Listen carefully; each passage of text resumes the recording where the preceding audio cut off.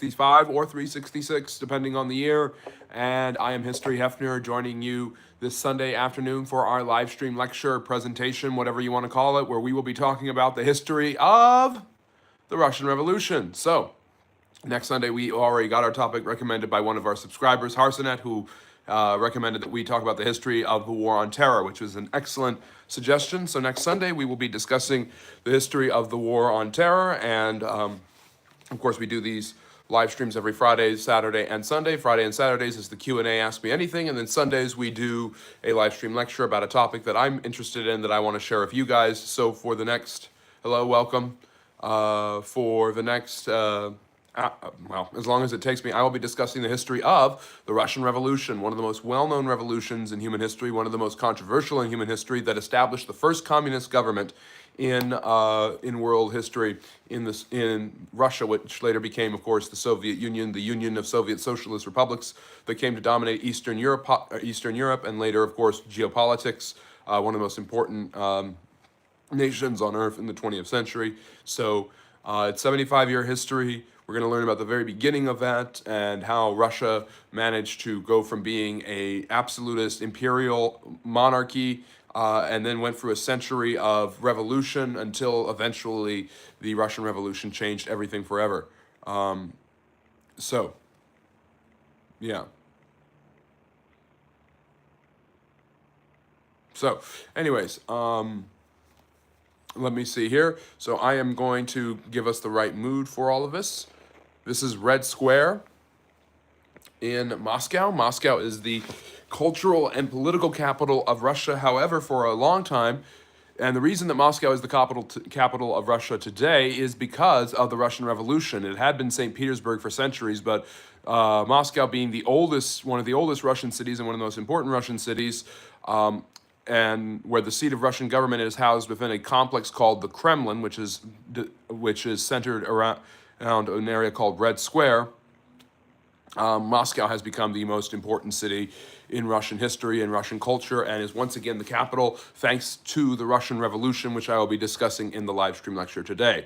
So if you enjoy history, you're in the right place. Consider liking, subscribing, and all of that good stuff, and becoming a friendly neighborhood historian is as easy as that. Checking out our long-form videos every Monday and Friday that they view at 8 p.m. Eastern Standard Time. You can join the Patreon for early access, and we are coming to you talking about the Russian Revolution today in our live stream lecture. This is St. Basil's Cathedral, probably the most well-known symbol of all Russian things, and it is absolutely beautiful. And next Sunday, my live stream lecture, yes, indeed, will be on the War on Terror, so join us for that. That'll be a very, very interesting discussion as well. So we've got a maximum of an hour. Before the next while, I'll be talking about the history of the Russian Revolution and giving as much knowledge as I possibly can, as honestly and reliably and objectively as I possibly can. I am a historian, and obviously I study all sorts of different types of history, but Russian history tends to be the area where I have the most amount of expertise and tends to be my favorite amount of history. So hopefully I can get into the real nitty-gritty if I want to, but I'm going to keep it as reasonable and interesting as I possibly can. I don't reveal my age on the channel. I'm not going to really be answering that many questions, but I will be interacting with the chat afterwards. We'll see what kind of time we have left after that. Basically, the Russian Revolution doesn't start in 1917 like a lot of people think.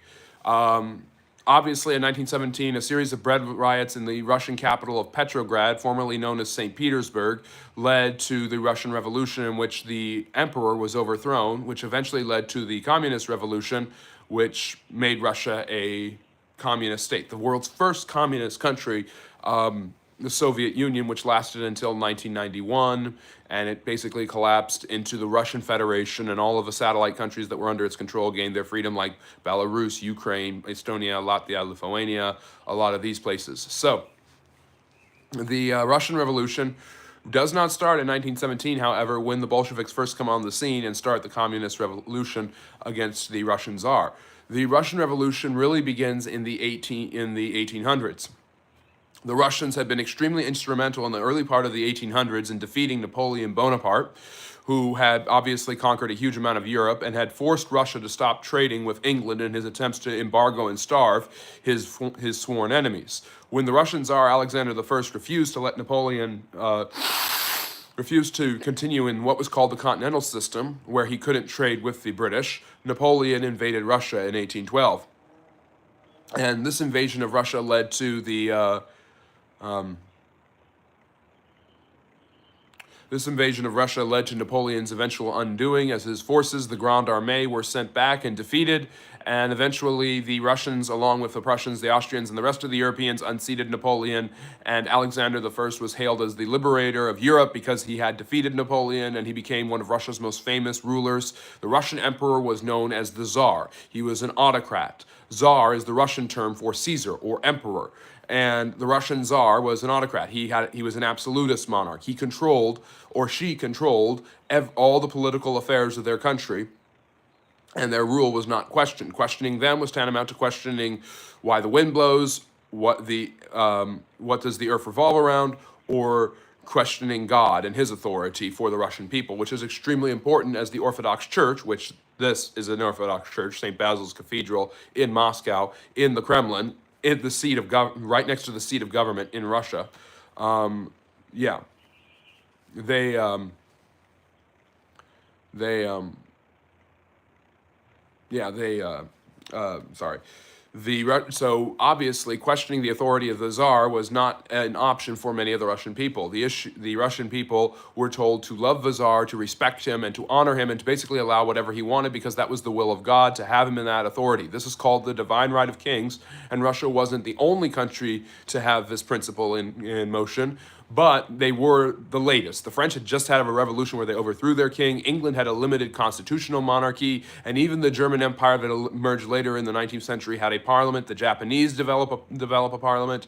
China develops a parliament, gets rid of its imperial system in the early 1900s. The Americans obviously never had a king. So most of the modern states of the world, before and during the time of Tsar Alexander I and the fall of Napoleon, do not have an emperor who controls everything and makes all of the decisions. Russia and Austria-Hungary are really, in the 19th century, the only two countries where the ruler controls everything.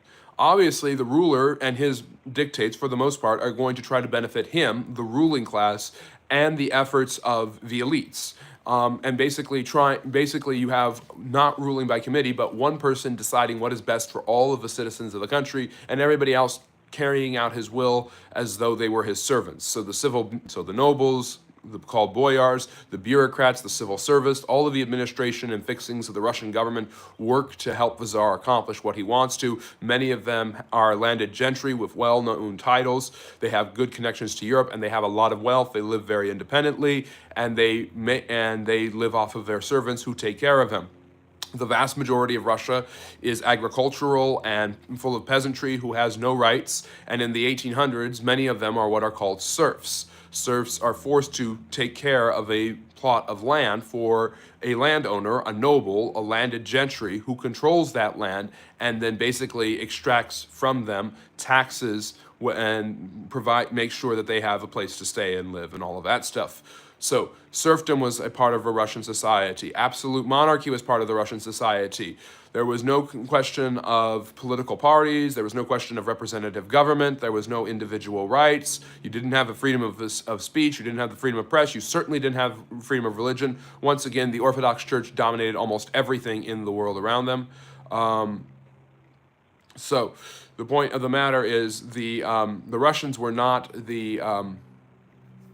the Russians were very much tied to these ancient traditions that carried over from a feudalistic society that had developed in Russia over the centuries, and they did not have the political revolution or the scientific revolution of the 17th and 18th century in places like France, Germany, Italy, and England, and so they were behind politically and socially compared to the rest of Europe.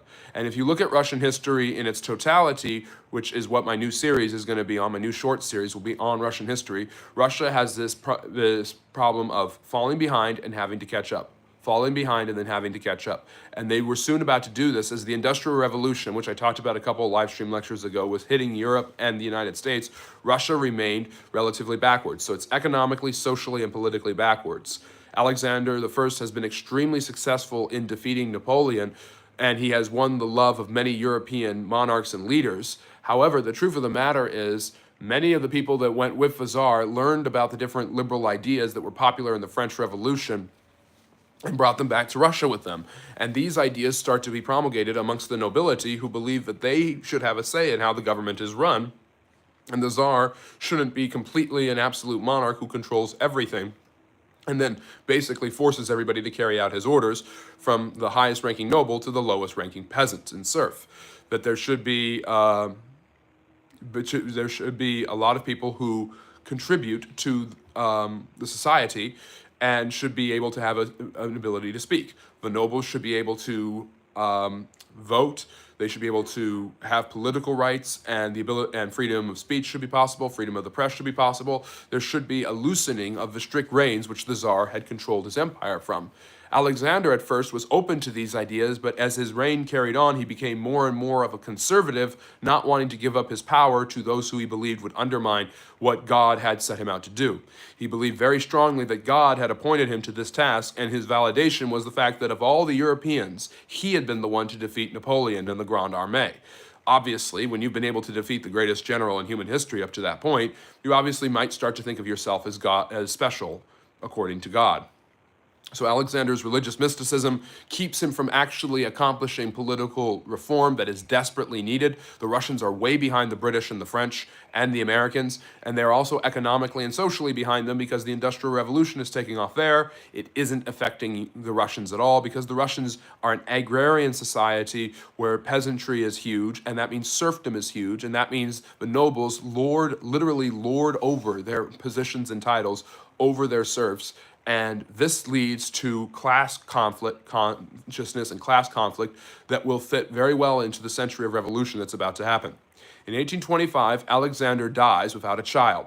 His brother Constantine, his brother, I forget the guy, how he's related. His name was Constantine, I think it was his brother, is almost considered to be the one to become the next emperor, but he kind of doesn't want it. So it passes to his youngest brother, who's 20 years younger than him, and that is Nicholas I.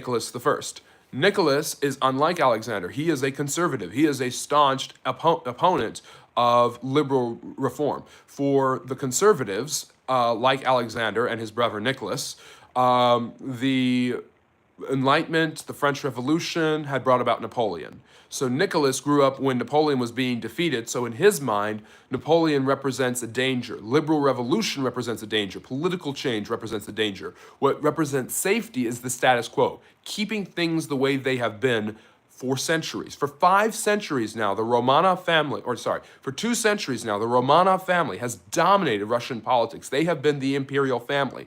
And this guy, Nicholas, sees that there should be nothing but continuing but the old traditions.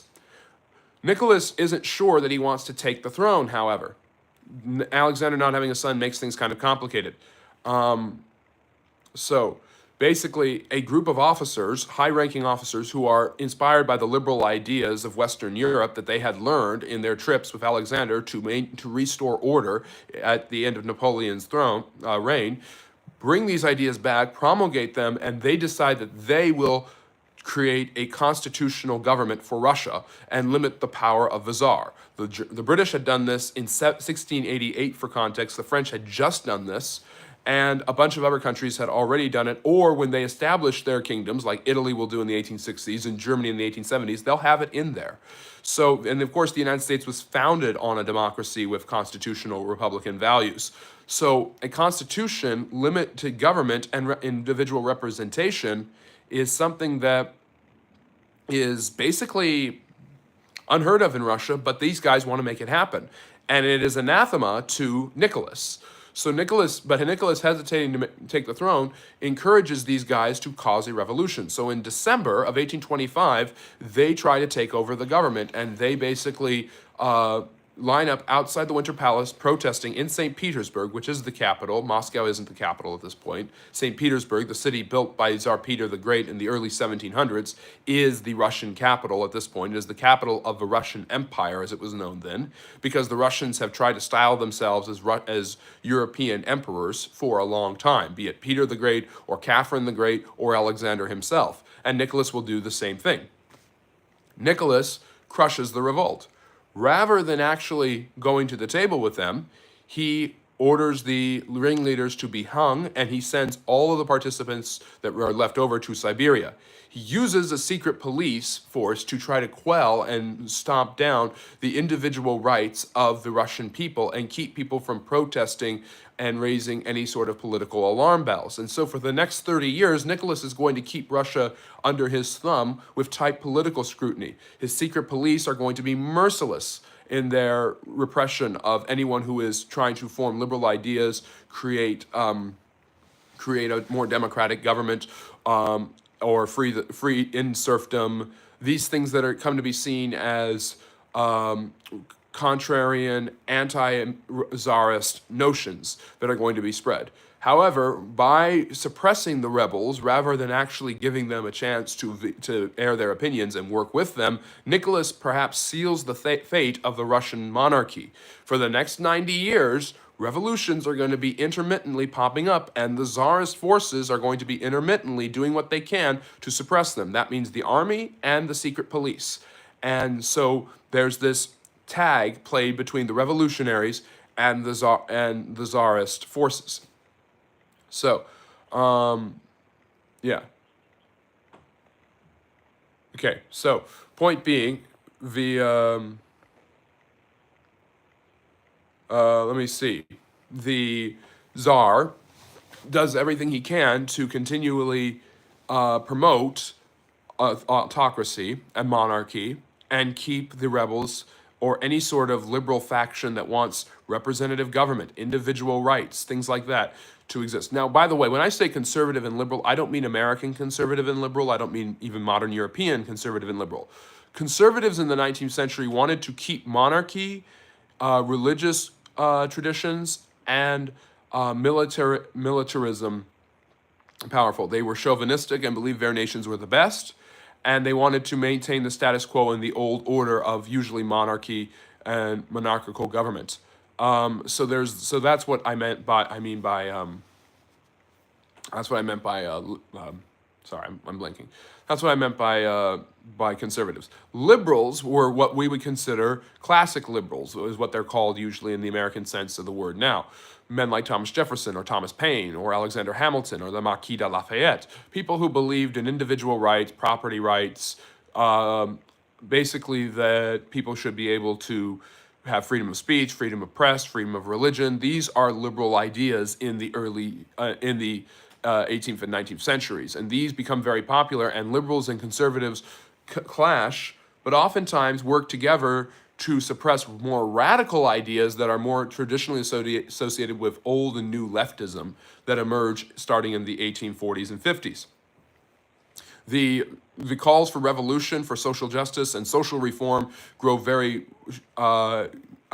to a fevered pitch by 1848, and this leads to revolutions breaking out all over Europe. This is also the year that Marx writes the Communist Manifesto, and that is obviously promulgated. And so, socialism and Marxism are ideas that are that enter into the political zeitgeist of the second half of the 19th century, and they really take root in a lot of Russian revolutionary groups. The irony is despite how conservative and traditional Russia is compared to Great Britain or France, Russia experiences far more radical, anarchical forms of revolutionary fervor than Great Britain or France because they don't have representative government. They are so repressed that that the radicals become so much more fervent. So despite the Tsar's efforts of squashing out whatever revolutionaries he can find, Nicholas has sowed the seeds of the destruction of the Romanov dynasty because he has A, not listened to the will of his people, B, not listened to the will of his own nobles, a lot of them, and C, he has by repressing them so strongly made them more and more antagonistic so that they become more and more radicalized. This leads to an opposite effect on workers, peasants, and political activists that you don't see as much in Europe and the United States, where these people are sated because conservative and liberal elements work together for progress, things like that. So, and technically not. But anyways, so the point being there's a lot going on that's quite fascinating. Nicholas So Nicholas in 1848 sees the revolutions pop up all over Europe. There's revolutions in Austria and modern day in Czechoslovakia, Bohemia as it was known. That there are revolutions in Paris. There are revolutions everywhere, and he is absolutely stunned by liberalism and the radicals that are trying to overthrow these old established monarchies. France, its revolution eventually leads to Napoleon's nephew coming back and becoming the emperor, Napoleon III. Nicholas sends forces all over Europe to put these monarchs back into power, mainly in Austria, like his good friend Franz Joseph I. So Franz Joseph is reinstated as the Austrian emperor. He will later become the king of Hungary, creating the Austro-Hungarian Empire. The Italians are going to unify and become a country. The nationalist movements are very popular in a lot of these countries. The French will go back to an empire for a short time. And the revolutions are quelled mainly from the help of conservative military factions, which are aided by the Russians. The Russians do not have a revolution in 1848 because revolutionary fervor and political ideology is banned. There's no political parties, there's no free speech, there's no freedom of the press. The only outspoken revolutionary-minded man who by many standards today would be asking for things that most Westerners think is normal, like freedom of speech, freedom of press, and the ability to vote in elections, was Alexander Pushkin, the Russian poet who was killed in a duel in 1836. So Nicholas is known as the gendarme of Europe, the policeman who kept Europe safe for monarchy and autocracy. The revolutionaries are driven underground and will continue to fester there and make a lot of problems in his son's reign. As his reward for saving Europe from possible revolutionary chaos, he decides to pick off more lands in the Balkans. The Balkans are the area of southeastern Europe, Montenegro, Kosovo, North and South Macedon, all the way down to Greece. In 1832, Greece got its independence from the Ottoman Empire. The empire is in decline. Nicholas calls it the sick man of Europe. That's a term that will stick. Nicholas is also worried, by the way, about the British influence in South Asia because he wants to control lands in Persia and the Transcaucasus region. And he is very, very worried about the British, and the British are very, very worried about him. And this leads to the first Cold War called the Great Game, in which Britain and Russia try to compete for control and influence in the eastern part of the Middle East all the way down to India. It's a very fascinating topic. I wrote my master's thesis about it, so I know a little bit about this guy, Nicholas I. Anyways, so Nicholas, he basically decides that the Balkans, these areas that are losing, the Ottomans are losing their grip upon, and the Ottomans have been longtime enemies of the Russians, that they are his for the taking. The problem with this is that the British and the French do not like this. When Napoleon was finally vanquished, a man named Clemens von Metternich helped organize a new political system for all of Europe. And this political system was basically, I appreciate you listening while you're driving. By the way, thank you everyone for being here and for enjoying it. I hope you enjoy the content on the Friendly Neighborhood History channel. We are lecturing on the Russian Revolution, so consider liking and subscribing if you love learning about history. You're in the right place. So anyways, Britain and France and all the other countries in Europe, including the Russians after the Napoleonic Wars, had agreed to basically have a balance of powers, the concert of powers it's known, where not one European power could gain too much land or influence on the continent. This sends Britain, France, Russia, other places to other areas of the world to start building their empire. Okay, so this is why Africa gets colonized by the Europeans at this time. Something, interestingly enough, that the Russians are left out of, which will anger the Russian people. The Austrians are also left out of the colonization of Africa, where Germany, France, and Great Britain just cut up the continent. And that's why Britain's in India and Russia's in Persia. The Russians are in Persia. So Nicholas does everything he can to gain as much land as he possibly can in the Balkans, and the British don't appreciate that, the French don't appreciate that, and so surprising Nicholas, they join sides with the Turks, the Muslims. And the Turks, and with the help of them, are able to defeat the Russians at horrifying, embarrassing battles like the Battle of Sevastopol. And it's clear that the industrial revolutionary tactics and industry of the British and the French have allowed them to oversize the Russians, and the Russians have no chance against them. The Russians probably could have whipped around the Ottomans anytime they wanted, like running loops around them. But the truth of the matter is, the British and the French don't want Russia gaining too much land and becoming too much powerful. So in order to maintain the balance of power, they help the Turks defeat the Russians. The Treaty of Paris was signed on this day, March 30th, 1856, ending the Crimean War in a Russian defeat. Russia is economically backwards. It is socially backwards. It still has serfdom, when serfdom is nowhere in the minds of any of these Europeans. This is industrialization. This is the Industrial Revolution, the age of urbanization, when people are moving from farms to factories. This is not a time excuse me, this is, my nose has been running a little bit. This is not a time when the Russians seem to be doing well. They were at the top of the game when they defeated Napoleon, and how they have fallen in 40 years, where the Russians are now losing to other European powers that have outpaced them economically, socially, and politically. Thank you, CB. I really appreciate that. But the truth of the matter is, and I will pin that message, that's the pin message of the day, so that everyone can see that what we're talking about here is something that I know I'm talking about. And it's not. It's St. Basil's Cathedral. Yes, I support Russia because I know Russian history. Yes, that totally great way to sum it up. Anyways, and yes, like the live, subscribe for more, definitely. So anyways, my point being that the Russians, under under Nicholas I, have embarrassed themselves. They're economically backwards. They don't have the technology. They don't have steam and steel. They can't transport their troops. They don't have the railroads that the Europeans have. They don't have the resources the Europeans have, and they don't have the political. They don't have the political system that allows them to represent people in a fair way and provide rights for workers, but also rights for businessmen. They don't have industrial development. They don't have factories. They don't have nearly as much as do the other people. Thank you. I really appreciate all the love that I'm getting and all the support. Anyways, so, and yes, that's very true. I'll talk about the Civil War in a second. Excuse me, I'm going to get a tissue.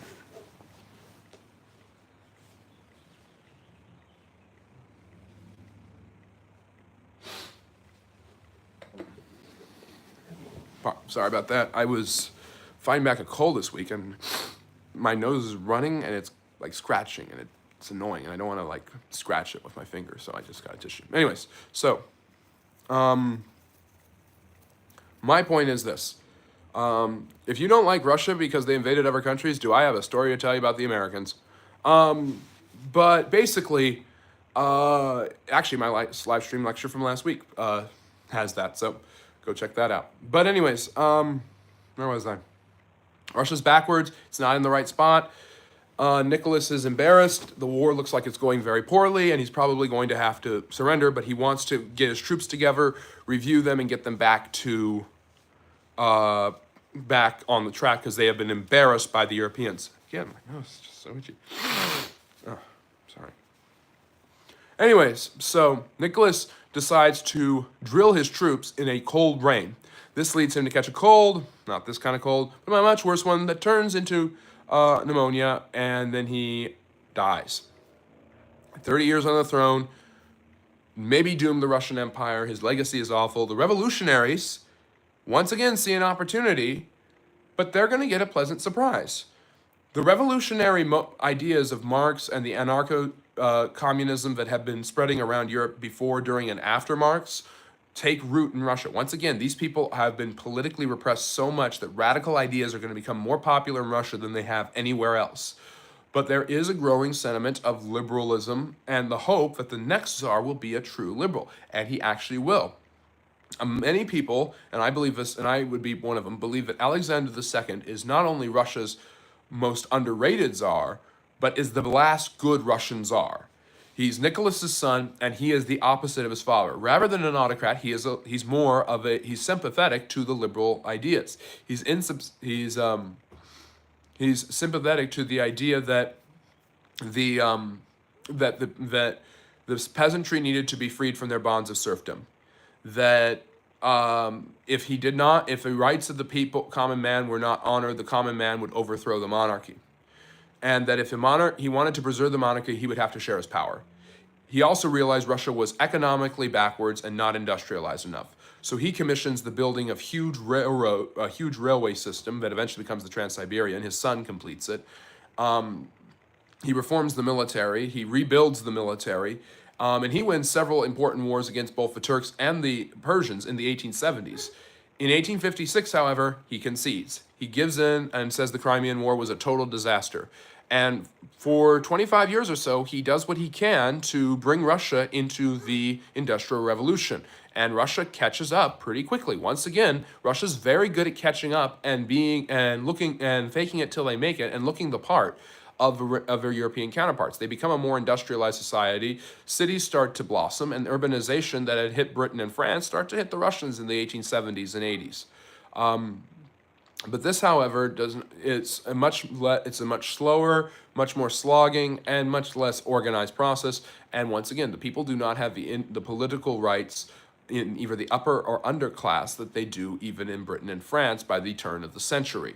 Alexander is going to try for that. He's going to emancipate the serfs and end serfdom. The problem that creates is that the free peasant class now has to figure out its own identity, and it is constantly squabbling with the landowners and the gentry who own their land and rent it to them in deep debt. So the feudal system, so despite the end of serfdom where they were forced to farm the land, now they have very little other option, and they're still basically ground down and held down by the nobles. So the old Russian system, he can rename it, but it doesn't really change too much. And this leads to more cries for revolutionary reform. And now that you have a sympathetic czar to the prospect of Russia becoming this different society, this more modern society, this more liberal society, it's not happening the way they originally wanted it to happen. So because of that, their radicalization is going to continue to increase. A lot of people think the czar hasn't gone far enough. And different terror and some revolutionary elements become more interested in domestic terrorism as a way to get their message across, in destroying the old regime through violence and for killing the Tsar. Narodnaya Voya is one of these groups, the People's Will, very similar to many of the more violent elements of the Jacobins, and inspired heavily by the philosophies of Marx, and I forget the name. What was his name? Mikhail Bukharin, I think was his name. There's a Russian radical who takes Marx's work and starts applying it to the Russian social structures in the 1870s. By the way, Alexander I, as somebody mentioned in the chat, is the Tsar who sold America Alaska and also did everything he could to make sure the Union Army won the Civil War. Because he had freed the serfs, Lincoln modeled his Emancipation Proclamation after the Emancipation Manifesto of Tsar Alexander II. So this guy, pretty good. Modern industrializer, Peter the Great, Catherine the Great style. But things start to collapse on him because of the terrorism. They blow up the dining room in the Winter Palace, killing dozens of servants. They try to blow up his train. People will basically hear that Alexander is coming and leave any sort of city because they know something dangerous is going to happen.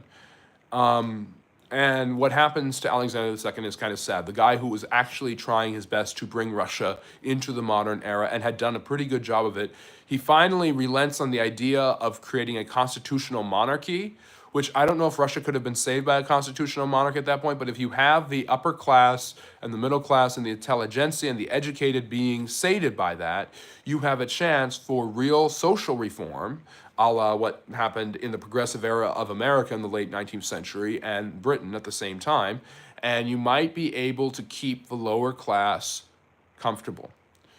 That does not happen. Alexander's dream falls apart. By the way, something quite interesting to know, well, I'll actually talk about that in a second.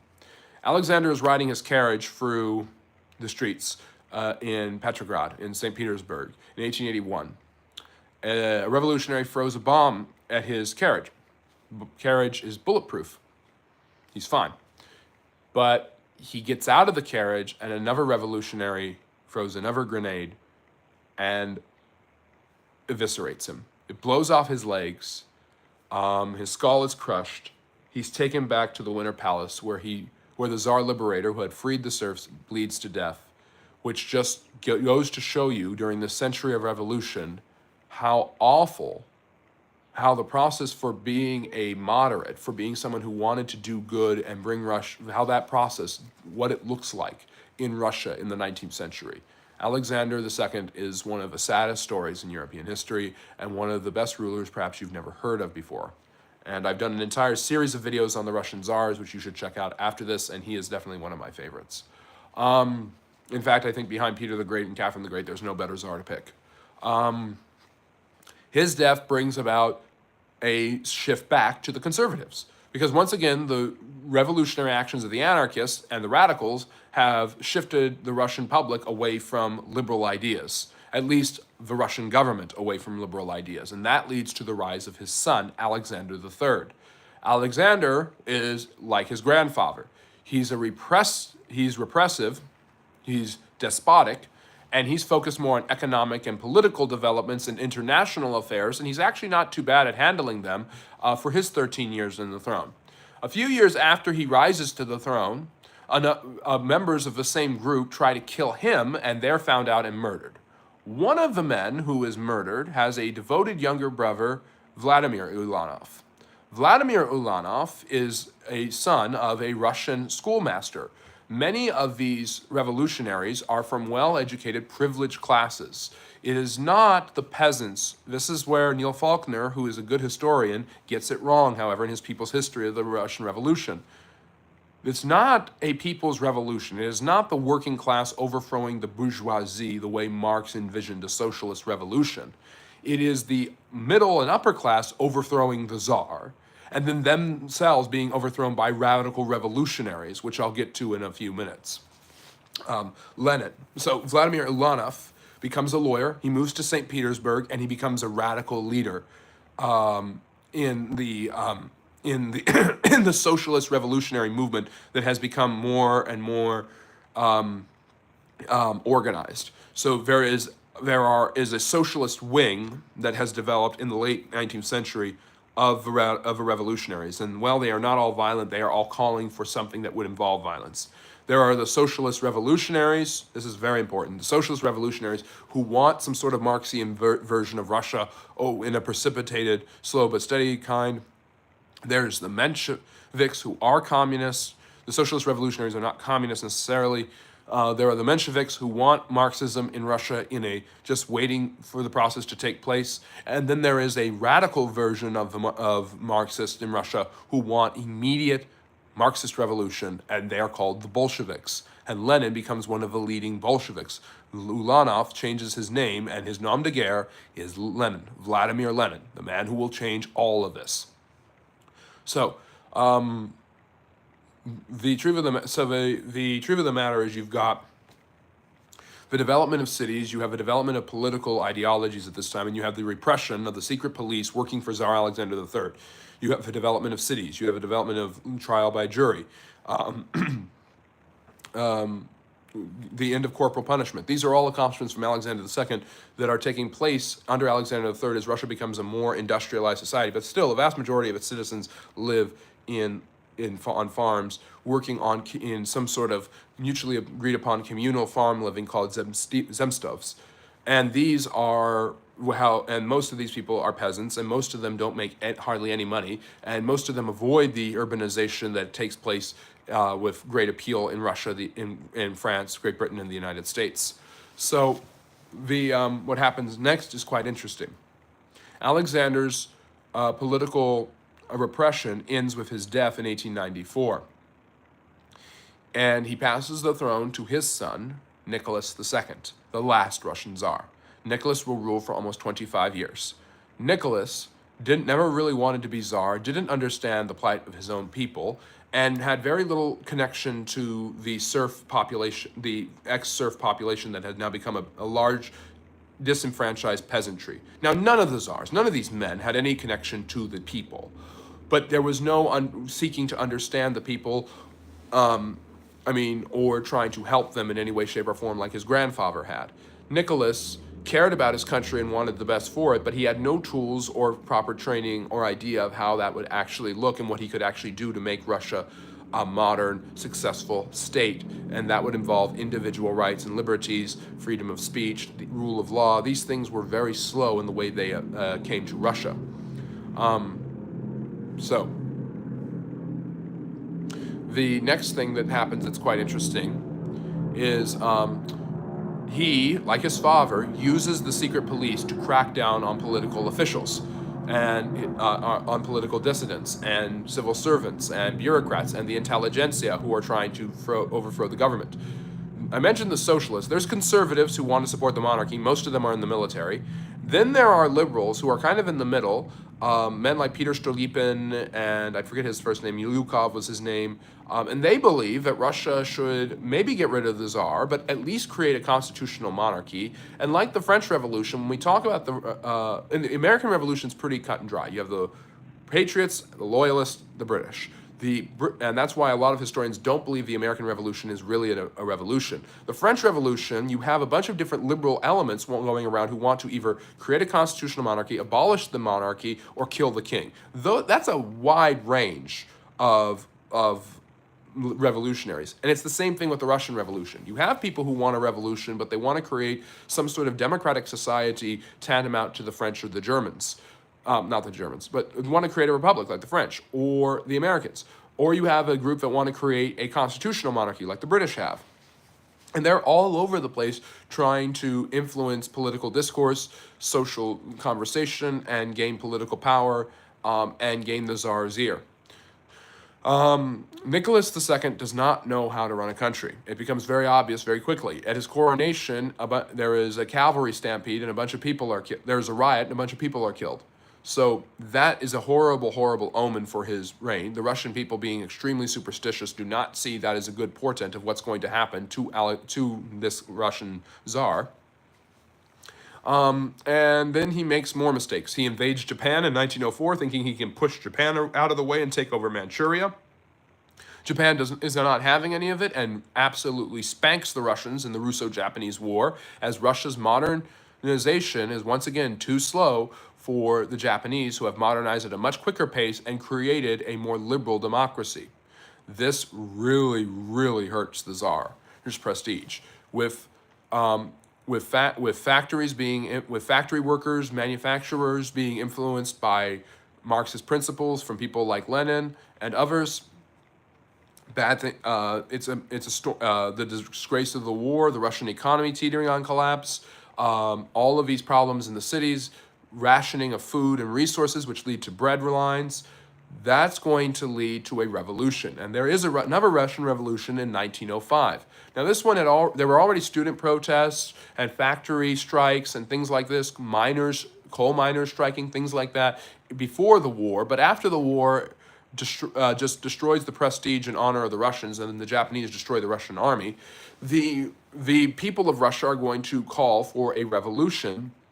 And this revolution is not a bloody revolution. It is a political revolution.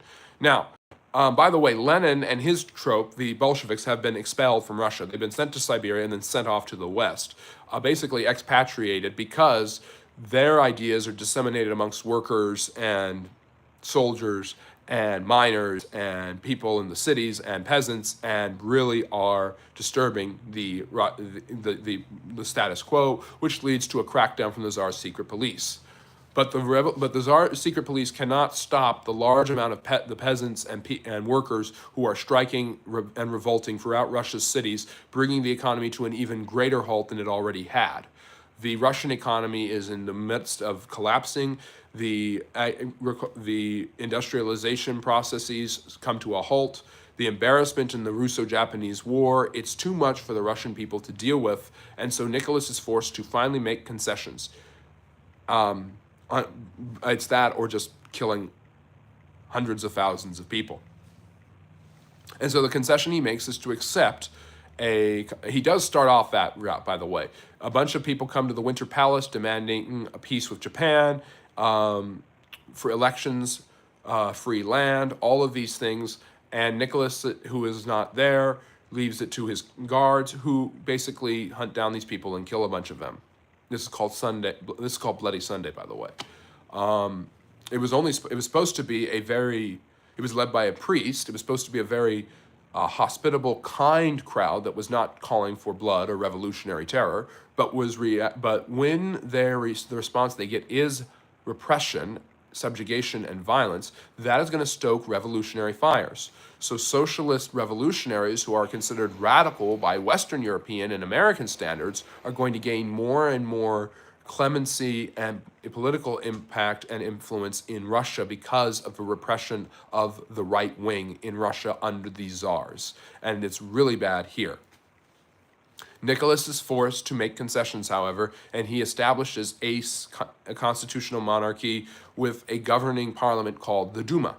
The Duma basically make laws, and the Tsar can dissolve them whenever he wants. This is like King Henry VIII in Parliament. This is 4 centuries after England was dealing with this, and the Russians are just barely starting to try to figure it out. And guess what? They're not doing that good of a job with it.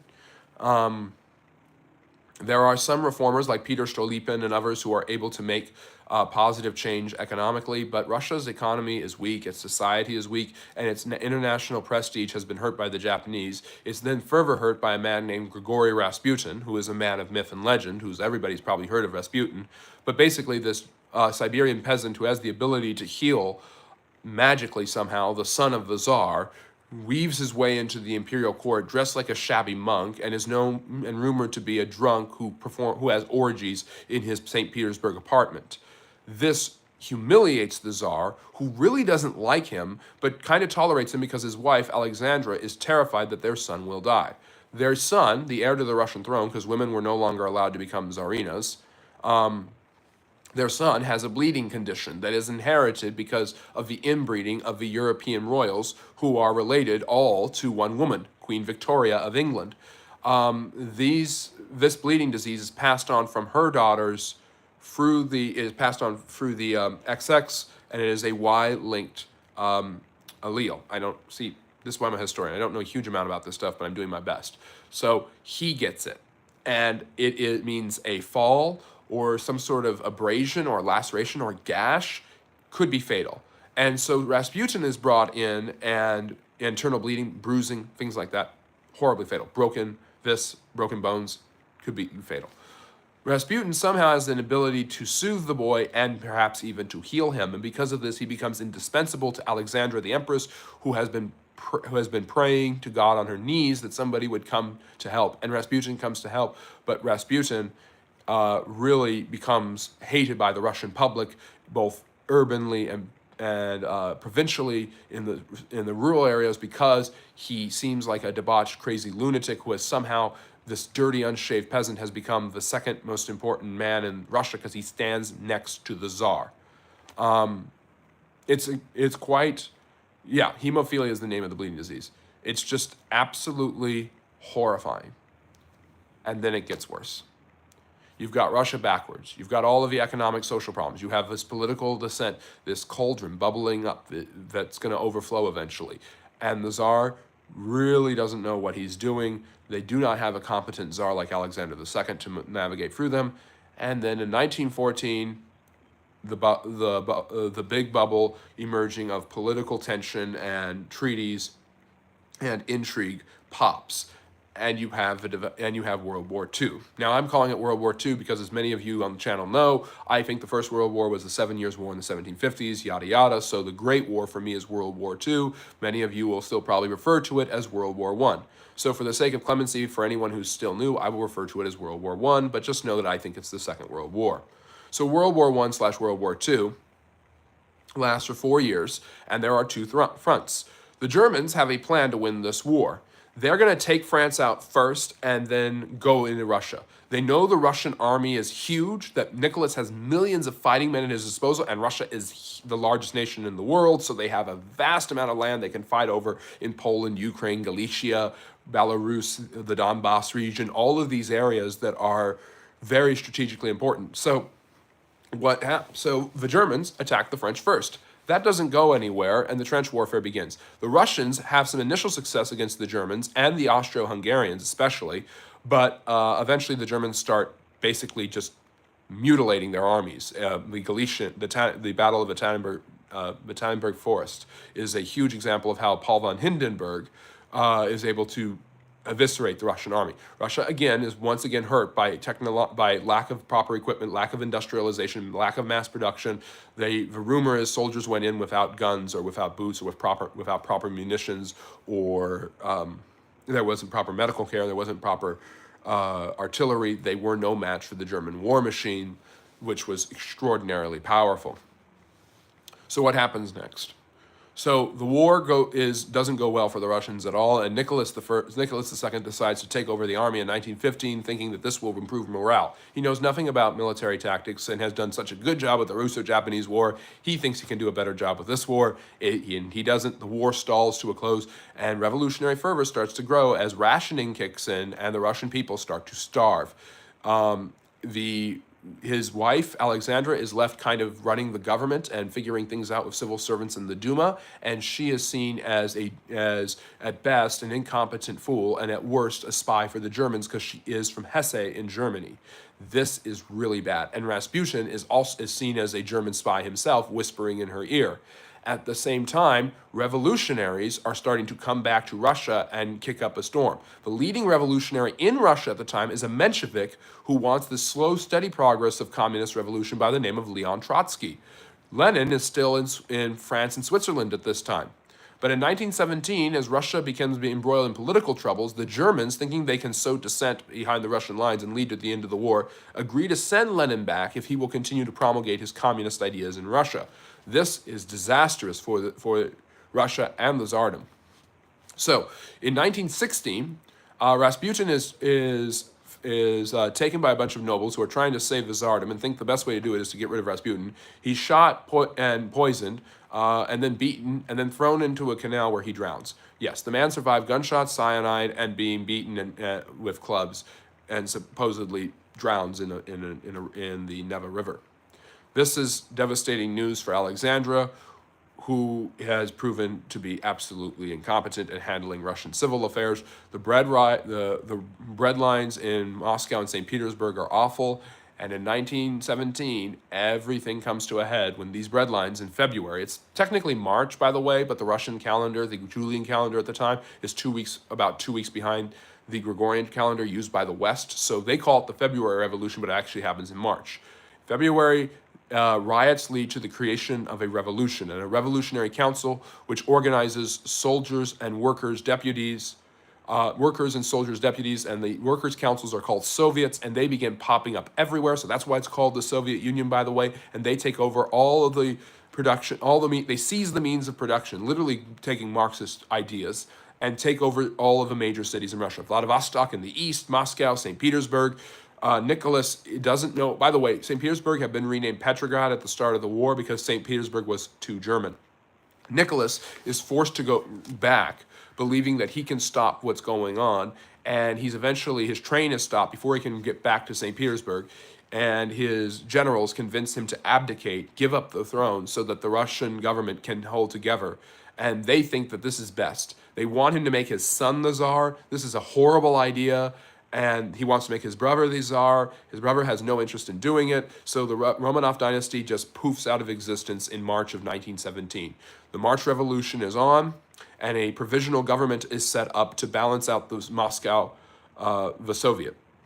And this is where you have a development of an interim government, a provisional government that will work with the Soviets to create domestic policy. And where the provisional government is more of a center-left group, the Soviets are far left, and you've got the rise of socialist and Marxist doctrines that take a hold of these Soviets. And there is a key idea that Russia is not just going to become a liberal democracy, it's going to become a social democracy. And you have the leadership of a provisional government under a man named Alexander Kerensky and a few of his ministers some of them are liberals, some of them are conservatives. Kerensky is a socialist, but he isn't interested in violent revolution. And through the months, they try to organize a Russian government that is effective, and they use the military to, once again, to crush any sort of dissent and repressive anarchists, and basically the Bolsheviks, because the Bolsheviks are the most aggressive group of Marxists at this time, running around basically demanding violent revolution at every turn, even against the provisional government. All power to the Soviets is what they are saying. Lenin is back, and he is organizing a series of revolutionary protests that he thinks will allow him to seize the government in July. These fail, and he's forced into exile in Finland, thinking the revolution has passed his time. Trotsky becomes the leader of the Bolsheviks, abandoning the Mensheviks and thinking the Bolsheviks have the chance to take over the government. He sees the opportunity and seizes it. Kerensky becomes unpopular because he continues to demand that the war be pushed on. One area where the Marxists have been spreading a lot of their doctrine was among the military, which becomes more and more open to this, the soldiers on the front, because the war just seems to be going on and it's a disaster, and the Germans keep winning time and time again. So the what happens next? Well, history intervenes. The Kerensky believed that he hates the Bolsheviks and believes he had just defeated the Bolsheviks once and for all in July. And then in August, he becomes suspicious of the man in the military, which had been helping him stay in power and keeping the Soviets from overthrowing the provisional government. The provisional government is buoyed by the support of the military and the commander of the Russian forces, a man named Levar Kornilov. Kornilov, who's a very interesting guy, gets the hint that Kerensky wants to overthrow the provisional government and take power for himself. So Kornilov goes to St. Petersburg and tries to seize, or I think it was Moscow maybe, tries to seize power for himself and is condemned and sent back to the front. And the military withdraws its support from Kerensky and the provisional government, which allow the Bolsheviks to get back into Russia and start fomenting distrust, and they start disrupting the provisional government again, demanding all power to the Soviets. And now the military is not going to bail out Kerensky like they had in July, putting down the Bolshevik revolt then. The next revolt is going to happen in October. Actually, now it's in November. So this is the November or October revolution that is probably the Russian Revolution you're thinking of. This is when a group of Bolsheviks, not directly led by Lenin, but more like by Trotsky, are able to infiltrate the Winter Palace, overthrow the provisional government, arrest Kerensky and a bunch of the other ministers in charge of Actually, Kerensky flees and is able to make it to the West. But they're able to arrest the provisional government and put the Soviets in power. And by Soviets, I mean the workers' councils that basically run by committee and figure out everything that the cities are going to do individually. This is anathema to the military and to the conservatives. People begin fleeing the country. Russia descends into chaos. And all of a sudden, out of nowhere, in a very sudden uprising and coup, the Bolsheviks have taken the Winter Palace and are now in charge of the Russian government out of nowhere. And Lenin comes victoriously into St. Petersburg, Petrograd, and declares, all right, no more, and he decides that he wants to kick out, there's a committee of radicals, of socialists, and he basically decides to kick out all the other socialists who are involved in this committee, trying to make the Bolsheviks the dominant communist force in Russian politics. And they agree to have elections in February of next year. In these elections of February of 1918, the socialist revolutionaries, the moderate socialist party that Kerensky had led, wins the majority of the seats. Lenin disbands the elections and seizes power. And he sets up a Politburo, which is and a commission of apparatchiks, government officials who are revolutionary Bolsheviks like him, who will start organizing a communist government and society, basically ignoring the will of the people in order to establish a Marxist revolution in Russia. So by this point, 1918, the Tsar is in house arrest with his family, as the government didn't know quite what to do with him. The Bolsheviks keep him in house arrest, and in July they murder him, believing that keeping him alive is too much of a danger. Why is that too much of a danger? Because the Russian Revolution may be kind of over, as the Bolsheviks have just kind of stolen power, refused to honor elections, and hold on to it as much as they can. The truth of the matter is, the Russian government is now looking more and more communist. And the thing that the Bolsheviks hadn't done at first, they start to implement. They basically believe that the only way they can survive in power and become popular with the people, because they're not as popular as the other communist movements or the liberals or the socialist revolutionaries, is by not only disenfranchising all those others and accusing them of being traitors, which is what they do to the Mensheviks, but by saying the war has gone on too long, we're the peace party. Lenin promises the Russian people three things: peace, land, and bread. This appeals to a lot of Russians who are very tired of the war. This appeals to deserting soldiers. This appeals to peasants starving in the countryside. So this becomes a popular saying amongst Bolshevik supporters of Lenin, who basically is able to influence the the Russians to support the Bolshevik Party because they're the ones that will pull Russia out of the war. Germany isn't going to let this happen that easily, and eventually the agreement that is signed, called Brest-Litovsk, is a humiliating treaty, but basically the Imperial Germans have their finger on the scale, allowing the Russians to continue the Bolsheviks to continue to exist by giving them what they want. Getting them out of the war allows the Bolsheviks to justify their ability to wield power. This allows Germany to turn its all attention back to the Western Front. The problem is the Americans are involved in the war and Germany is starving, so Germany is going to fall. It's too little, too late. But Germany getting the Eastern Front to close by getting the Bolsheviks to pull out is huge. So the Germans and the Bolsheviks use each other so that the Bolsheviks can stay in power and Germany can still try to win the war. So this is interesting because Lenin hated the German imperial system because it's a capitalist system. It's a hierarchical aristocracy led by an emperor. This is anathema to communism. And the Bolsheviks prove that whatever is anathema to communism one day will not be the next day because they need to use whatever they need. For what purpose? To save communism. The biggest threat from communism is no longer the external pressure of the Germans, but the external pressure of the military. The military wing is not okay with this. The liberals are not okay with this. The former czarists are not okay with this. The nobility is not okay with this. And they start forming different military sectors that are going to create the White Army. This is the beginning of the Russian Civil War. Admiral Kolchak in the east and Kornilov and his, I forget the name of, and is it Vasily Kerensky? It's Kornilov in the west, and he dies, and his second in command takes over, and Kolchak in the east, and these ragtag Russian armies are going to converge on Moscow and St. Petersburg and try their absolute best to unseat the Bolsheviks. The Bolshevik Red Army is in panic mode. It has more forces, more of the manufacturing centers, and is more disciplined, but it has a tendency to desert and run away. That is until Trotsky takes control of the army and promises all of the people fighting in the army that if they run away, they will be hunted down and killed by the Red Army. If they stay in the Red Army, they can fight the whites, defeat them, and win, and keep their freedom and keep their communist state, because we all love communism now. This actually works because it keeps people from deserting, because the incentive to deserting is you get to live another day. Whereas if you fight in a battle, you might die, but if you desert, you will die. The brutality and savagery of Trotsky and this Russian Civil War and the horrifying atrocities of the White Army against Jews and other Russian people deserves its own live stream lecture.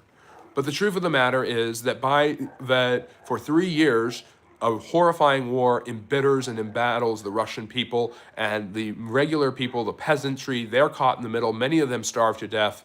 Black markets emerge so that they can receive supplies. Woodrow Wilson sends Herbert Hoover with millions of American dollars and relief efforts to save as many Russian lives as the Americans possibly can. The British and the French and the Americans send soldiers to support the White Army to bring Russia back into the war. And after the war, they start to pull out slowly because the Germans have lost and there's no reason to get Russia back involved in the war. Only one British politician says the Soviet Union, the Soviets, the Bolsheviks, are dangerous and they need to be stopped or they will cause a lot of problems. And that's Winston Churchill, interestingly enough. So, as war communism tears apart the Russian society, and as the White Army commits atrocities against Jews and other Russians, basically Russia is in a period of utter calamity. The revolution was bad enough. Then you get another revolution. Then you get basically the rise of a communal dictatorship that turns into an individual dictatorship under Vladimir Lenin, who was almost shot and killed, by the way, around this time, 1918. A woman shot him and almost killed him, which leads to the creation of a secret police. So whereas the main objection by the revolutionaries was that the Tsar was repressive, he had a secret police force, and he was trying to control everything, the Bolsheviks, who overthrew him, have a secret police force, don't trust anyone, and are trying to control everything. So you went from one form of authoritarian government to another form of authoritarian government with really no real experiment in democracy. By the way, the Russian people today, people criticizing Putin and all of that, and I understand why people criticize Putin, people need to understand the historical context and realize Russia has never had democracy. Democracy is not really a word for the Russian people. You have one authoritarian government replaced by another form of authoritarian government. You have a little bit of democracy after that authoritarian government, and then you've got another authoritarian in Vladimir Putin. The Russians respond to strongmen. It's just part of their history. It's not a bad thing, it's just a thing. It has horrifying consequences when that strong man is Stalin or Nicholas II or, of course, Putin. But it has incredible consequences with Catherine the Great. So anyways, eventually the White Russians, disorganized and losing popularity because of their terrorism, are going to be stomped out. Then there's a revolutionary movement amongst a bunch of people, partisan peasants, called the Green. So there's the Greens who are fighting the Reds, and Lenin has resorted to basically brutality and savagery in order to hold on. The Bolsheviks, as soon as they take over Russia, are going to hold on by the seat of their pants. They are not the most popular communist party. They are not the most popular socialist group. They have a very small percentage of people who actually support them, and that only grows over time as they end the war, bring the soldiers home, force people into the Red Army, and then set up the strictures of government in Moscow and St. Petersburg. By the way, they moved the Russian capital back to St. Petersburg. In 1921, the Civil War comes to an end. The White Army and its supporters flee, many of them going to other countries. Lenin renames Russia the Soviet Union in 1922, and the Bolshevik Party becomes the Communist Party, and that is basically and that's basically how it ends.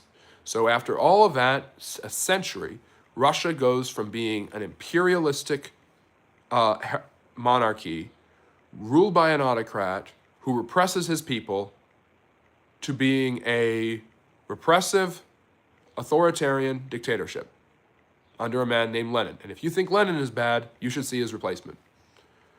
And no, Jade, that's not what you think it was. So I know that's a lot. It's a huge amount of information. There's so much more that I could talk about. I recommend Richard Pite's book, A Concise History of the Russian Revolution. I do not recommend Edgar Poe's book on this subject, so don't read that. It's not Edgar Poe, Allan Poe's subject on it. See, I think it's Allan. Yeah, he wrote a book about it, and I did not care for it.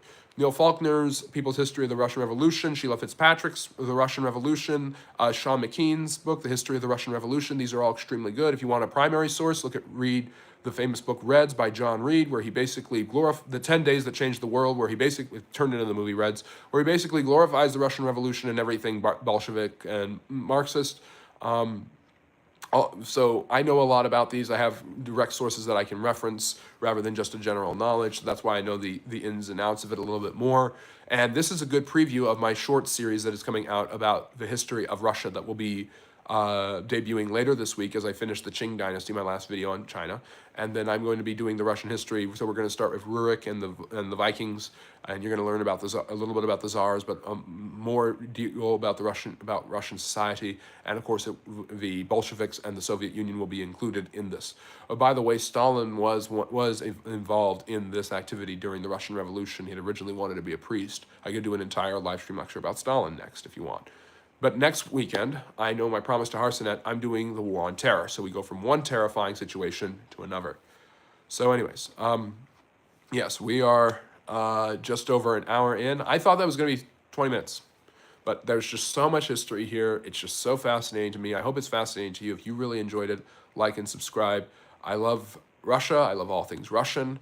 And I love Russian history. And I think that probably came out a lot here. I mean, I love all types of history, but this one kind of goes. And unfortunately, Caleb, you are a little bit on the late side. I'm finishing up my lecture on the Russian Revolution and the century of revolution that led Russia to becoming the Soviet Union, the first communist state in the world, which was quickly followed up by Mongolia in 1922, the second revolutionary, communist state in the world. But yes. And yes, this is St. Basil's Cathedral, my background, and this is, of course, Red Square in the Kremlin, the seat of Russian government. So yeah.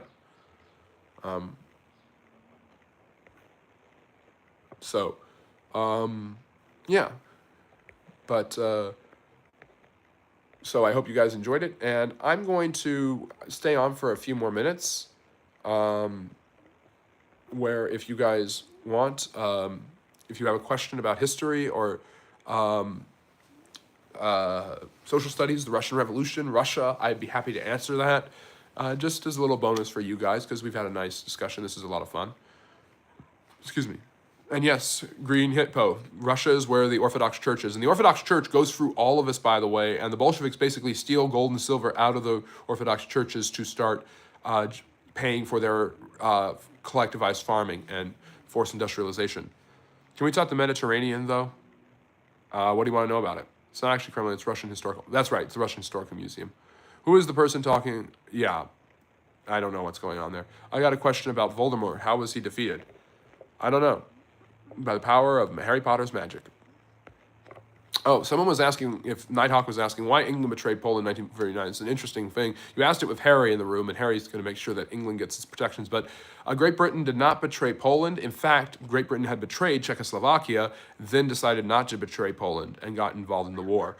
What shocked Britain and France was who I was just talking about, the Soviet Union, and Joseph Stalin siding with their Nazi enemies to divide up Poland, because authoritarians, at the end of the day, end up being the same. And I might have been called a Nazi yesterday, but the truth of the matter is I'm not an authoritarian, so Allah, I'm not a Nazi, a communist, or a fascist.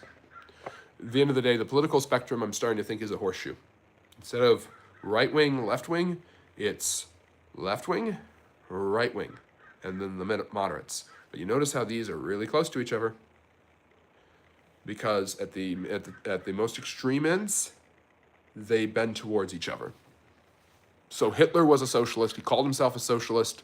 Mussolini was a disenfranchised socialist. The guy who created fascism as a doctrine, I forget his name, he's an Italian philosopher. He was a Marxist. These guys were all piggybacking off of the same ideas, which is the state should control your life in one way or another. So let me see here. Just going through the chat. So Nighthawk, that's what I think there. Let me see here. What Noah's asking, what do you think about the Poland early stand on immigrant forcing countries to change the stance on pro-immigration policies, the only country in Europe, EU against your immigrant? Poland has had so many problems through its history and is not as nearly a state. It's a beautiful and amazing country with a great history of its own, but it doesn't have nearly this economic and political stability that countries like Germany, France, and England have, and therefore it doesn't feel that it can take on the number of immigrants that those countries have. You also have a cultural clash between refugees who are coming from countries that are extremely different from Europe with very different values, and so there's a concern that those values will clash and lead to unending problems. The possible economic contributions and help that immigrants could bring is minimized in the eyes of the Poles. So it's them taking a stance on it because they basically feel that Poland should be for the Polish people. Now, that may sound racist, but the interesting thing is, if the Chinese say China is for the Chinese, and if the Indians say India is for the Indians, then what's wrong with the Poles saying Poland is for the Poles? There's a presupposition in a lot of people's minds that European and Western countries have to accommodate people who are not culturally or historically European or Western. Which the reason for that is that there's an implicit acknowledgement that those societies are more stable than some of the societies these people have been forced to flee from. But I will also say, on the other hand, the main reason why there are so many refugees coming from the Middle East is because of the intervention of the United States, Great Britain, France, and yes, Poland in Iraq and Afghanistan. So it's you got your coming and your goings there. But yeah, very good question, Noah. Speaking of Eastern Europe. Do you think there was much accuracy to Dr. Zhivago? Love the book, love the movie. I've read the book. Boris Pasternak had to flee the Soviet Union because he won the Pulitzer Prize for it, or Nobel Prize for literature for it. It's an incredible story, and no, it's got some accuracy to it. I think he lived through the revolution as a young man, and he's reflecting back on it. And there's a great line in Dr. Zhivago where basically the main character Yuri says to his lover, Lada, he says, it seems like we've all just lost our minds. Like this revolution was supposed to be this glorious, incredible thing, and it's just turned into hell. And he just can't, and that is he has to struggle with that because it just doesn't make any sense. Who do you think the fabled sea people were, or where did they come from? Joshua, the sea people came from all over the Mediterranean, the eastern part of the Mediterranean, usually called the Aegean Sea. Some of them were Grecian or semi-Grecian, Turkic, nomadic groups, and they settled in different areas. They attacked Egypt. A group of them settled along the western strip of land in Israel, known as Gaza, and those are the Philistines, which that name was later derived to Palestine. That's where we get Palestinians from, interestingly enough. Harry, do you think Alexei would have been a good czar if the monarchy had survived in Russia? Don't know enough about him. He was a 13-year-old boy. Wouldn't have been a good czar. He was overseeing a revolution. I think that if the royal family had lived, though, they weren't the White Russian army. This is something that the Bolsheviks lied about, or just didn't know. But there's a misconception. It's a historical myth, really, that, and I do videos about historical myths on the channel. But basically, Harry, that the White Russians wanted the czar back in power. No, they wanted a liberal government. They wanted elections that were not rigged by the Bolsheviks. Caleb is asking, would you consider Trump a dictator because he's trying to find ways to serve a third term as president? That was in the news today. Yes, he said that to NBC. He really needs to stop that. He has also said that he wants J.D. Vance to take over. I mean, that's just absolutely absurd. Do you consider FDR a dictator? How about Zelensky? How about Benjamin Netanyahu? How about all of these presidents, prime ministers who stay in power longer than they should because of war or because of this or that reason or that reason? I don't think Trump is going to get a third term, and I think he'll have to accept it. But it is concerning when he says something like that. That's obviously makes us Westerners roll our eyes and get butterflies in our stomach in a bad way. Also, he's deporting and arresting people who disagree with him and don't like him. Like who? Nighthawk, however, despite this declaration, neither country provided significant military assistance to Poland during the invasion, leading to perceptions of abandonment. That's because they didn't have time to mobilize their forces, Nighthawk.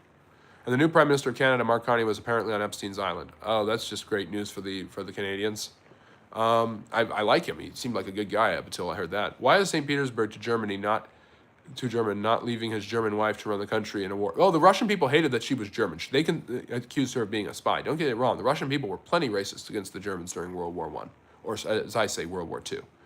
What do you think about moral encompasses that other countries, our country is changing stance on immigrant and you were forced to change stance, which you were not doing? I don't know what you mean by that. You might have to clarify that a little bit. Is King Charles related to Dracula or is that a myth? Believe it's a myth. Dracula is Vlad the Impaler, Vlad Tepes, who was the leader of the Wallachians and Transylvanians who fought with the Hungarians against the Turks and was known for impaling thousands of people who were his enemies, who were both Christian and Turkish. Do you think Camilla should be allowed to be queen? She is legally allowed, but should she be? No. I think Diana would have been a better queen. Just leaving it there. Noah, Jerusalem is the Israel homeland. Jews view bringing the religious views, is it a propaganda? Well, the Jews, yes, they see it as their homeland, but so do the Palestinians. And their connection is not, their reason for them being called Palestinians and that land being called Palestine has nothing to do with the Arabic and Semitic peoples who are the Palestinians, but they have occupied that land on and off in different ways for centuries. Zelensky is an exception because his country has been invaded by the Russians and he's at war. Do you expect someone to have an election during a war in the middle of a war zone? They've done it before. And I'm not saying he has to. I'm just saying on that basis, is he a dictator? If the standard for that is just because they don't leave power, don't want to leave power. And by the way, there are plenty of presidents who don't want to leave power. That doesn't make them a dictator. That doesn't necessarily mean that. What is the oldest food eaten to this day? I want to say roots and berries, because foraging has existed for hundreds of thousands of years.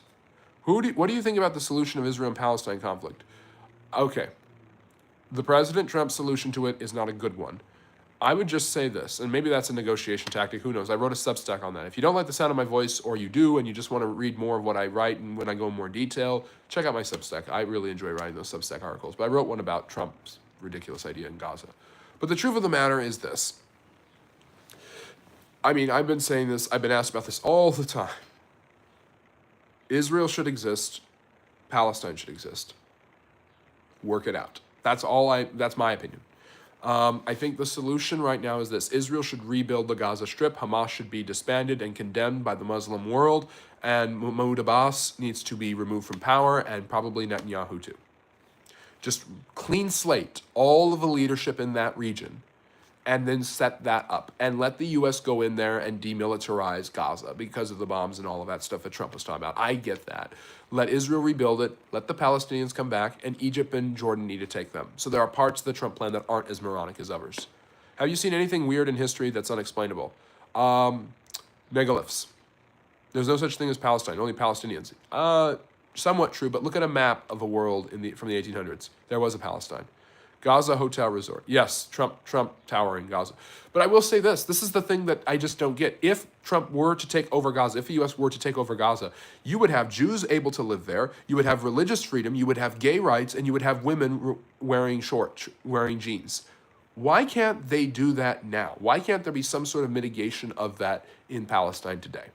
I have a huge respect for and understanding of Islam and its history and its culture, and that's not what you want to do, that's fine.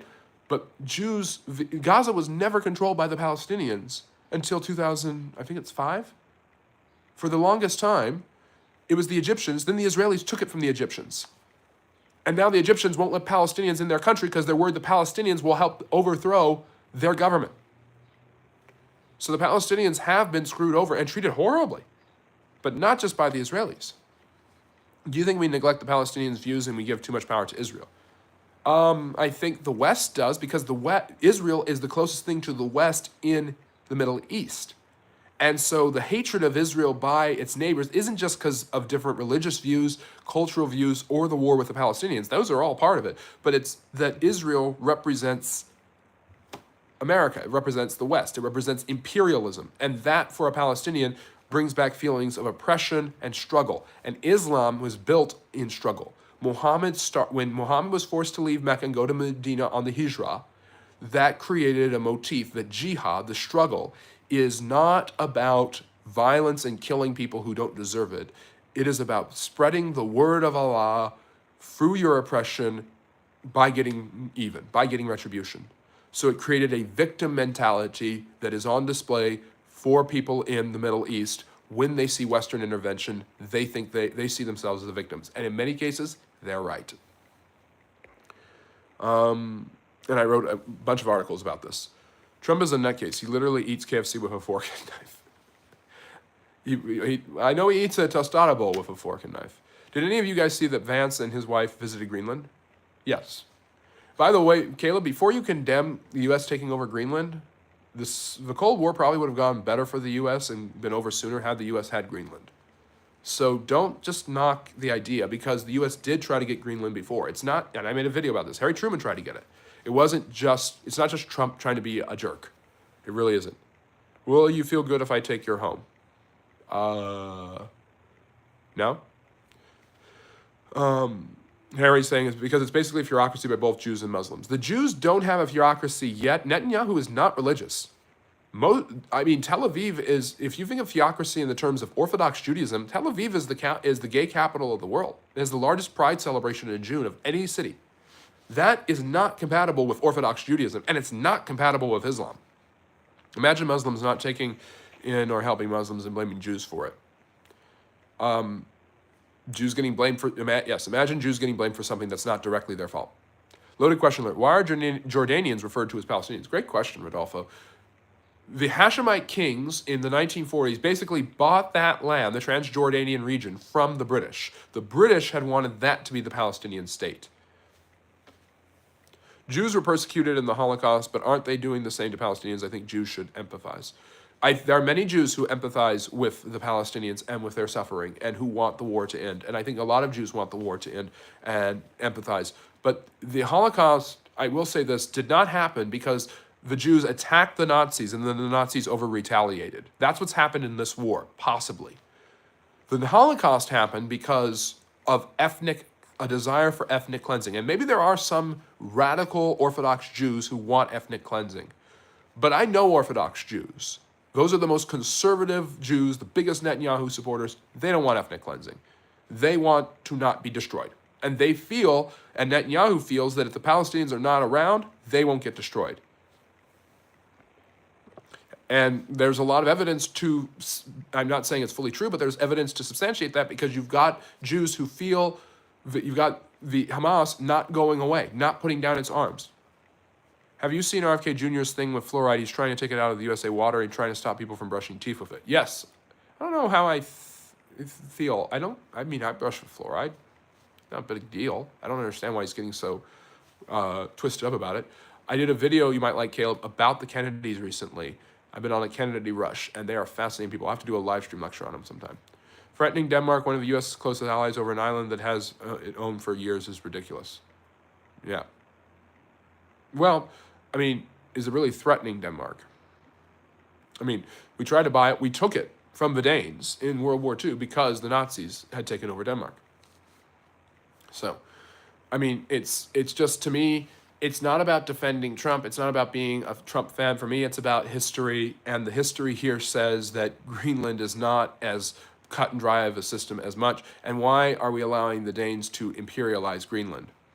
If people of Greenland don't want independence, that's fine. If they don't want to be part of the United States, that's fine. That's perfectly okay, because in the West, we have determined that self-determination of individual states is common, and this works well for European peoples European and Western societies. It doesn't work as well in non-Western societies. But what of some, Rodolfo's asking, what of some ultra-Orthodox Jews in Israel who don't think Israel should exist? The Haradim, some of them believe that because they believe Israel is a spiritual concept. And they do perfectly well living there. They're not living in Lebanon. But I think the current status quo is best, as they have self-governance while they remain under the defense umbrella of Denmark. Sort of. So it's like Afghanistan was under the British during the Great Game. How can you say with absolute certainty that something happened 3,000 years ago? The older the time period, lesser is the number of spaces available, hence our understanding of the oldest. That's a great question, Caleb. And I can't say with 100% certainty, but I can say with general certainty, meaning that, yeah, this happened. And if it turns out it didn't happen, I won't, collapse. My whole world won't be shocked. But, I mean, the truth of the matter is, history works this way. You have a oral testimony that develops into a historically written tradition in ancient times, and if you have harmonization of sources from different perspectives, you can be more assured that that thing happened. So you hear multiple perspectives, you see archaeological evidence for it, that is more likely to have happened than something else. One reason some secular philosophers and historians don't believe Muhammad existed is because the first writings of his life were centuries after his birth. What do you think about death of Yitzhak Rabin post-Oslo Accord? What does it tell about Israel? Nothing. He died. Civilization is very limited. Some can be. Why did Churchill just give the Jews Greenland instead of modern-day Israel? Because the Danes owned it, and it hadn't been a home to the Jews, and it had no historical connections to the Jews. He threatened tariffs and military takeover. That's defo a threat. That sounds about right for Trump. Churchill didn't have Greenland to give. Yeah, that's true. All right, so I understand where you're going with the threats. But the U.S. is not going to invade Greenland and take it. This is a negotiation tactic. We've seen Trump do this multiple times, and it has worked and it hasn't worked sometimes. Why place faith on inscriptions when they are obviously biased? The kings who commissioned the construction of stone inscriptions are obviously not going to let anything bad about them be inscribed there. That's true, but when you understand that a lot of the archaeological evidence we have is like common, ordinary, like business ledgers and trade information, and the conjectures that are made by just seeing a certain material in multiple cities, meaning that they probably traded with each other, that's how you start to piece together prehistoric and early history. And yeah, it's true. Kings are not going to say things bad about them. And you look at the paintings of all the monarchs; they've all been heavily embellished because they want to make them look good, just like Instagram models. So, I mean, the Instagram model now is paintings of King Richard III or Richard II, this is part of history. You have to take some things with a grain of salt, but you also have to understand when multiple perspectives are speaking to it, you can have a better assurance that it happened. When the archaeological evidence agrees with it, it's reliable. And when you have something claimed by a source that has been reliable on other historical factors, you can have a better idea of that third fact. So let's say you've got a historical source. You have fact one, fact two, corroborated by this other historical source, fact one, fact two. Then there's a third fact that's only in that first source. The reliability precedent that you apply because you know that it's reliable could lead you to believe that that third fact is probably true too. And history, at the end of the day, isn't about the facts. It's about our interpretation of the facts. That's why Napoleon said history is a what is it? A fable we all agree upon. Henry Ford called it bunk. It's ridiculous. It's interpretative because they were talking about the interpretation of history. They were talking about the arguments that history makes, not the actual facts. The facts, generally speaking, can be corroborated, which is why I do my Today in History videos, because I give facts about things that happen in the world without much historical interpretation. Something like this, a live stream lecture, my historical myth videos, my hot take videos are interpretations, certainly interpretations in some people's minds. Why bother about history when it's written by the victors? Victors incorporate their biases and demonize the losing side. The victors also have a long stamp of destroying materials of the conquered civilizations. Well, that's fair, but any source is biased or comes from a perspective and a culture and a context. And some are more awful and ridiculous than others, and some of them are easy to swallow. They're palpable. So the truth of the matter is, Caleb, when I think about it, it's like I want some sort of understanding of what happened in the past. And if I have to get that from a really dirty source that clearly has loaded the deck, I'm going to take it with a large grain of salt. But I'm going to look at other historical sources. And something that we have in modern history that helps a lot is secondary sources in general knowledge. Like there were two revolutions in Russia in 1917. Boom. Then you go from that into the historical facts about the Soviets and stuff. And the access to primary sources, internet technology that allows for translation, things like that make it easier to access actual accounts, events that happen. And then, of course, you've got history from below and the development, like Neil Faulkner's People's History of the Russian Revolution, like Howard Zinn, who I don't really like. But still, you have this development of you can hear perspectives that are not majority, that are non-Western, that are non-majority perspectives. Right now, white South Africans could be writing about the danger they are facing living in that society. That is a non-majority perspective. But anyways, so Caleb, I understand the worry about history, but there are things that are happening. There's technology that's available that don't let the victors write it anymore, and we can get back into it. Talk about Russian politics. So as I was talking about a little bit during the lecture, Noah, the truth of the matter is Russia is not primed for democracy because Russia has never been a democratic society, and that has influenced its politics where democracy has been a cartwheel of who is the strongest, and it brings it in that cart to the Russian people. Why do you think that indigenous people in the Western world were so far behind the rest of the world upon first contact? Because the preoccupation of their civilization and the existence of their civilization did not depend on development. The Mayans and Aztecs were extraordinarily developed. The more established Iroquois Confederacy was far more developed than the Sioux Nation. Itinerant societies in history tend to be less developed and therefore, as technology takes root, more conquerable. Farming, domestication of livestock, urbanization, all of these things force a society to make new inventions to develop and brings about faster development. That is why the more nomadic groups were more easily conquered in history. The Xiongnu in the Chinese, in the Asian steppes, became the fodder of the Han Dynasty when the Han Dynasty basically monopolized the Silk Road trade. Things like that. Nomadic itinerant groups tend to be less developed, less centered, and more easily to be conquered.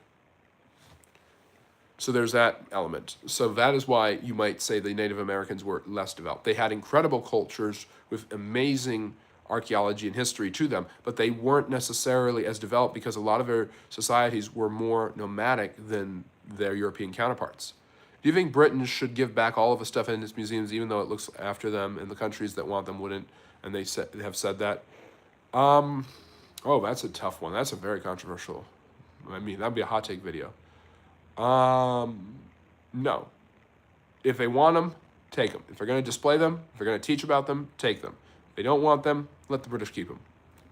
I have a very moderate perspective, I guess. Why in Africa there aren't much happening in terms of politics? There's a lot happening politically in Africa. You just don't hear about it because in the West, the locus of information is on the West. The United States is really big, so it doesn't have to focus on African politics because there's so much happening in the United States. But the truth of the matter is there's a lot happening in Africa. The development of Ghana and Nigeria, the influence of the Chinese in developing economic ingenuity in places like Ghana and Chad, South Africa joining the BRIC nations, Brazil, Russia, India, and China as one of the developing nations in the world. This is huge. So yeah, there is a lot happening in Africa. Anyways, so with that, Just we don't hear about it. It's not that we don't know, it's that we don't hear about it. So Caleb, that's part of it too. How much are you willing to read? How far are you willing to go? How much are you willing to study and research? What perspective are you going to study? You have to do all of this. When I did my master's thesis, I had to read perspectives from Afghans, Russians, and Brits. And that made I mainly and because I couldn't translate the Russian and Afghan as easily, I had to rely mainly on sources that relied around the British. So I used Rudyard Kipling as a primary source, for instance. So, anyways, but yeah, multiple sources, and if you're willing to do the research, you can learn about a country that's not the United States. Why is China not a democracy? This is the last question I'm going to answer because I'm over 90 minutes. This might be the longest live stream I've ever had, or one of the longest. If Simon were here, he could tell us. I hope you are enjoying this, Simon, if you were able to catch it later. But politics in China, why is it not a democracy? Because communism is not democratic. A communist government structure is not democratic. It's supposed to be, but it doesn't end up that way. If you had a chance to meet Hitler, Stalin, Einstein, Churchill, Chamberlain, Mussolini, Oppenheimer, Hirohito, Roosevelt, Truman, Patton, and all the other leaders of World War II, what would you ask them? Why? There are so many why questions. Why enter the Japanese? Why? I wouldn't ask Oppenheimer why. Chamberlain, why appeasement? Mussolini, why Ethiopia? Churchill, why starve the Indians? Stalin, why the gulags?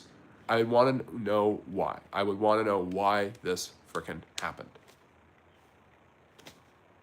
I mean, I'm assuming we're all meeting today and we're just looking back at what happened.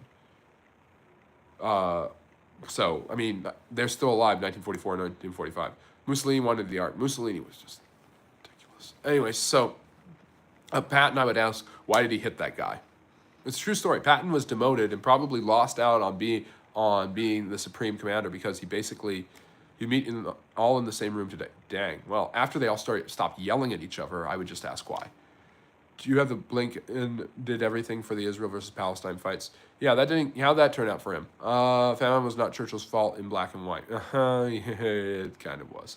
All right, so I will be back next Friday. We will continue the Q&As. Thank you so much for a really, really great live stream lecture about the Russian Revolution. And we got a nice little 30 minutes of Q&A afterwards with great questions from my wonderful Friendly Neighborhood Historians. Make sure to like, subscribe, become a Friendly Neighborhood Historian as easy as that. Check out the Patreon for more bonus content and early releases. And of course, consider the Substack where I write articles. Check out my full-length video dropping tomorrow. I drop them every Monday and Friday at 8 p.m. Eastern. But tomorrow I'm dropping one about summarizing the English monarchs in one sentence or less. So Harry, you're going to have to correct me if I'm wrong about anything on that, my fellow Brit, my good friend from across the pond.